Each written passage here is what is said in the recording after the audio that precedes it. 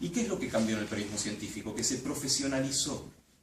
Ahora los periodistas científicos, en la mayoría de los casos, son profesionales, no son periodistas que se dedican a la ciencia o que se dedican a cubrir notas de ciencia cuando nadie más las puede hacer. Un periodista de sociedad, de asuntos generales, de deportes, para volver un poco a la historia, sino que son periodistas científicos, y eso se nota.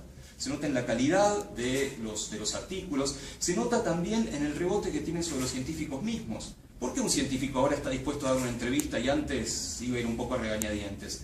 Porque la preparación del periodista es otra. Las preguntas, las repreguntas, saber cómo es el trabajo diario, saber qué es un paper, saber qué es una investigación que merece la pena ser reportada y cuál, bueno, aparentemente no es tan interesante o tan importante, eso ha cambiado.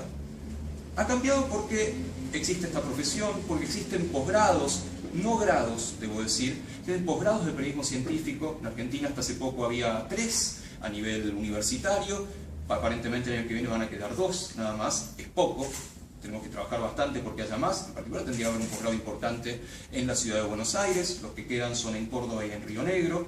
El posgrado que había en Buenos Aires aparentemente no se va a abrir el año próximo, pero han generado una cantidad de jóvenes periodistas científicos, la mayoría con trabajo más o menos activo. En cuanto al trabajo, valen las generales de la ley para el periodismo, no está pasando por la mejor de las épocas en cuanto a que haya personas tanto de planta como freelance. Está complicada la situación y creo que el periodismo científico cae en lo mismo. Y estos posgrados y algunos seminarios de grado, algunas escuelas que se han mantenido mucho tiempo, como la del Instituto Leluar, han rendido muchos frutos. De hecho, yo conté no menos de 10 o 12 trabajos que se presentaron a este premio, que son egresados de estos posgrados, o de la Escuela de Leluar o de la Escuela de Exactas, que son algunas de las más tradicionales que hay. Creo que tenemos que hacer mucho hincapié en que esto siga, porque necesitamos más periodistas científicos profesionales, que sepan de qué se trata y que se dedican a esto. De hecho, tenemos una red argentina de periodismo científico, no existía antes. Por un lado, por una masa crítica, eran muy poquitos. Por otro lado, porque no se conocían, estaban dispersos, no se consideraba una profesión la del periodista científico, por tanto, ¿para qué agruparse? Entonces, me parece que los cambios son muy bienvenidos. ¿Y a qué se dedican? Se dedican a comunicar. Y uso la palabra comunicar y no divulgar, una cuestión muy sencilla. Las palabras no son inocentes. Si uno dice divulgar, está atendiendo al vulgo, ¿sí? Al pueblo, a lo que se llama modelo de déficit en periodismo científico, en divulgación o en comunicación de la ciencia. O sea, los científicos saben de qué se trata, el pueblo no, y los científicos divulgan, le cuentan, le bajan, y usamos esa metáfora, al pueblo de qué se trata. Sin embargo, los periodistas, además de informar, porque tienen que informar, comunican, ponen en común la información científica. El premio Nobel de Física, Richard Feynman, entre sus maravillosas frases y divertidísimas frases, dijo una que me parece muy adecuada en este sentido. Él dijo: si no le podés explicar lo que haces, al menos la pregunta de lo que haces a un chico de 12 años, algo estás haciendo mal vos, no tu interlocutor. Y a veces no sabemos explicarle lo que hacemos a un chico de 12 años, ni a un chico más grande, ni a una chica más grande. Y en eso vienen muchas veces en nuestra ayuda los periodistas científicos profesionales. Y la verdad que hacen un trabajo fantástico en la comunicación. Insisto, requieren más espacio, más tiempo, pero rescatemos lo que hay, que es muchísimo. Y tienen una tarea muy difícil, y ahora me refiero al periodismo y no a la comunicación. Periodismo se supone que informa, que cuenta noticias. Y acá tenemos una mala noticia, que es que la ciencia no descubre nada. No hay descubrimientos todos los días como es el imaginario de la mayoría de los que vemos en el laboratorio de Dexter, Dr. House y así sucesivamente.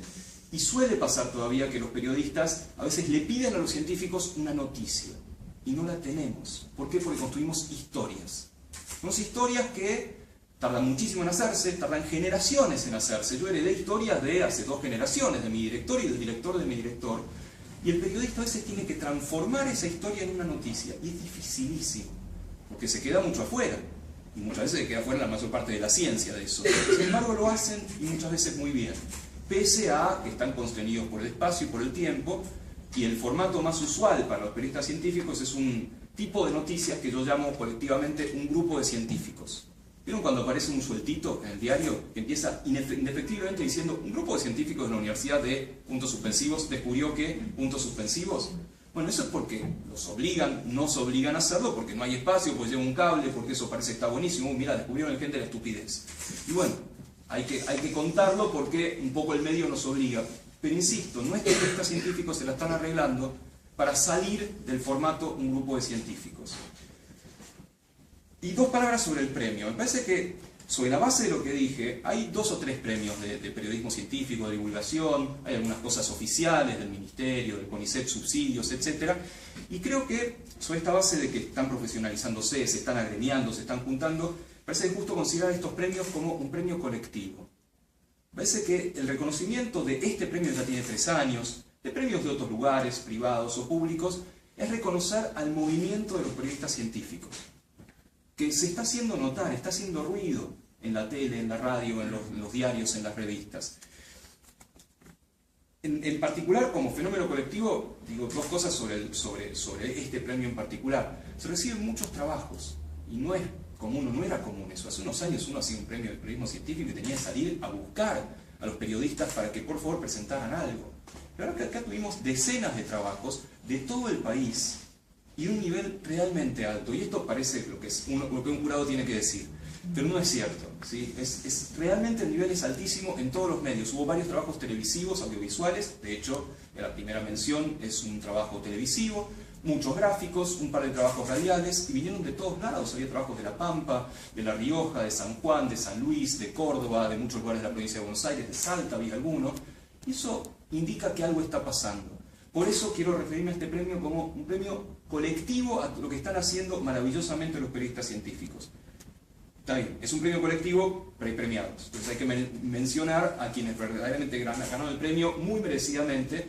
Debo decir que el premio es muy anónimo en cuanto a cómo lo hacemos. A nosotros nos mandan los trabajos y los calificamos numéricamente. Nos mandan, no sé, 40 trabajos, realmente no me acuerdo cuántos se presentaron, 40 y pico me parece, y les ponemos un número. Y después ese número se promedia entre los 3, 4, 5 jurados que éramos. Y ya está, no hay lugar donde hacer lobby, ¿sí? Vos pusiste el número y se acabó. Me parece que hubo una tremenda unanimidad en este método tan transparente. Todos estábamos recontra de acuerdo en quiénes eran los 4 o 5 que estaban muy arriba y sobre eso quiénes eran los 2 que más merecían el premio. La primera mención la ganó Malena Córdoba, que presentó una serie de cortos que está haciendo para Canal Metro. Los está haciendo desde una productora propia, y esto lo quiero destacar, es un esfuerzo también hacer un corto, es un montón de plata, es un montón de esfuerzo, y ella montó una productora para hacer esto, para hacer cortos de ciencia, y además de ciencia muy particular, se llaman Pura Energía, esta serie de cortos que presentó Malena, se pasan, los van a ver, o no sé si están pasando ahora, pero hace unos meses los estaban pasando, y son técnicamente impecables, y la verdad que tienen que ser impecables. Uno no puede presentar un mamarracho grabado caseramente, mal editado, lo que fuera, y conociendo la Malena, además como periodista gráfica, televisiva, etc., son editorialmente impecables. Particularmente cuenta en el que, yo dije cualquiera de los cortos está bien, así que no sé por cuál le estamos dando el premio, debo decir, porque todos estaban muy bien, pero había uno que contaba cómo cambiaba la vida de una comunidad rural por el tendido eléctrico, y contaba cuál es la ciencia del tendido eléctrico. ¿Por qué hay lugares que no tienen electricidad? ¿Cuál es el problema? ¿Cuál es la dificultad?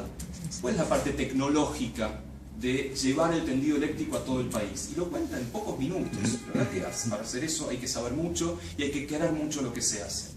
Y el primer premio fue para Gaby Hensing, que presentó 2 trabajos, pero yo los querría agrupar en uno porque temáticamente son muy compatibles. Un trabajo sobre bioeconomía, una palabrita nueva, que justamente los periodistas tienen que contar sobre estas palabritas nuevas, que se refiere a justamente cómo el aprovechamiento biológico en biotecnología, en biocombustibles, en recursos biológicos, ha transformado la economía y se ha transformado en un recurso fundamental. Es una nota larga, una nota con muchas fuentes, una nota con muchas campanas también, que es lo que tiene que hacer un periodista. Un periodista tiene que opinar, tiene su propia opinión, pero además tiene que presentar qué dicen los científicos, qué dicen los tecnólogos, qué dicen los usuarios, y está todo en esta nota, y la verdad yo aprendí mucho en esa nota. Y la otra nota que presentó Gaby, que digo la agrupo en la misma bolsa, es sobre financiamiento de emprendedorismo, de emprendimientos, y las dos se basan en lo que ahora tenemos que hacer, lo que por otro lado todo el mundo está haciendo, se basan en lo que ahora se llama innovación, en empresas de base tecnológica. Si vemos cuáles son las prioridades del Ministerio de Ciencia actual, son esas. Son que nosotros los científicos nabos entendamos que tenemos que salir del laboratorio y ver qué pasa en el mundo. ver qué pasa en el mundo de las empresas, ver qué pasa en la sociedad a la cual podamos aportar soluciones, además de seguir haciendo cosas maravillosas para avanzar el conocimiento. Entonces, los dos trabajos eran realmente excelentes, son de dos medios diferentes, pero los dos apuntan a esto, a no solamente contar los descubrimientos básicos, que hay que contarlos y son maravillosos, sino contar lo que hacemos con esos descubrimientos básicos. No hablo de ciencia básica y aplicada, hablo de ciencia y algunas aplicaciones de la ciencia. Entonces, creo que no hubo ninguna duda en que el trabajo era impecable, insisto, en un trabajo con muchísima investigación detrás, no era contar una noticia. No digo que esté mal contar una noticia, pero era mucho más trabajo que simplemente levantar un cable y hacerlo. Así que la verdad que es un gusto, digamos, haber participado como jurado de esto, que haya 4, 5, haya 10 premios de estos y que sigan y que haya muchos más. Y lo último que quería decir es, como científico creo que hay muy pocas cosas que se comparan con el placer de hacer ciencia. Con ir al laboratorio, ir con el entusiasmo que uno tiene para ver qué pasó, pelearse con los becarios, ver qué pasó, si descubrieron algo, que nosotros también les preguntamos. Y una de las cosas que se puede comparar con este tremendo placer físico de hacer ciencia es contarla.